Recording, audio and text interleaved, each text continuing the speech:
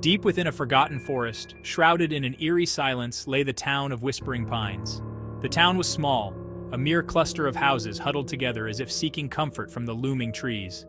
The folks there knew the forest held secrets, dark and deep. Secrets whispered on the wind, secrets best left undisturbed. Generations had come and gone in Whispering Pines, their lives intertwined with the forest.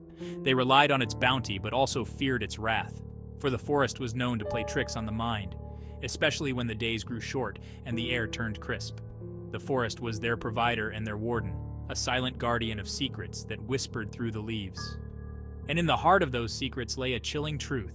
Every autumn, when the leaves turned vibrant hues of red and gold, people vanished, gone without a trace, swallowed whole by the whispering woods. The disappearances were a horrifying mystery, a chilling tale woven into the very fabric of Whispering Pines. Each disappearance followed the same eerie pattern. As autumn descended upon the town, casting long shadows and painting the forest in fiery hues, someone would vanish. One moment they were there, the next, gone. The townsfolk whispered of a malevolent presence lurking within the forest's shadowy depths. A presence that awoke as the days grew shorter, claiming souls as tribute. Stories passed down through generations spoke of a vengeful spirit, a guardian of the woods, punishing those who dared to enter its domain during the autumn. Some dismissed these tales as mere folklore, the ramblings of a town gripped by fear and superstition. But others, those who had lived in the shadow of the forest for generations, knew the truth. They had witnessed the terror firsthand, felt the icy grip of fear as another soul was claimed by the Whispering Woods. The disappearances were more than just local legend, more than spooky stories whispered around campfires. They were a chilling reality, a haunting reminder of the forest's dark power. And this year, the stage was set for a new chapter in this terrifying saga. The old folks warned them. "Don't go into the woods," they'd say, their eyes filled with a fear that sent shivers down your spine. But teenagers, they have a way of not listening. They think they're invincible, immune to the whispers of danger that echo through the ages. This group, they were no different. There was Jake, the leader, always up for a challenge.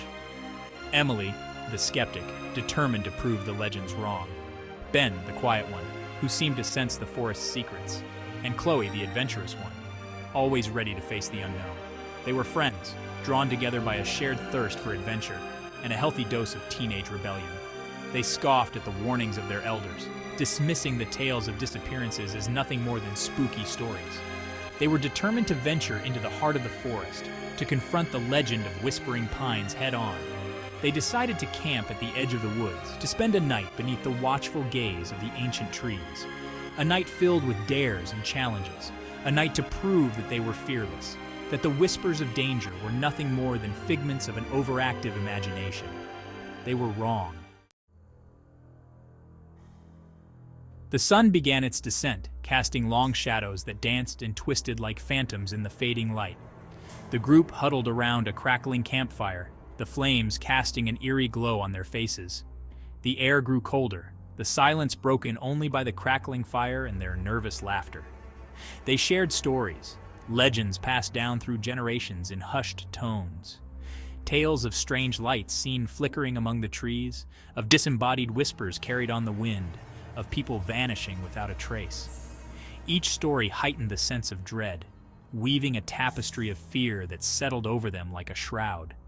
Jake, ever the skeptic, dismissed the stories as mere superstition. "It's all just stories," he said, his voice a nervous bravado. "There's no such thing as ghosts or monsters." But his words seemed to hang in the air, empty and unconvincing.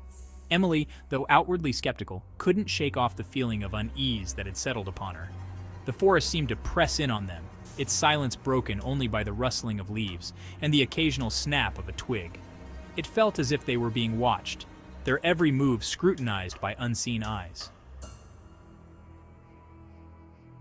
As the night deepened, a thick fog rolled in, blanketing the forest in an ethereal mist. It swirled and eddied around them, cold and damp against their skin.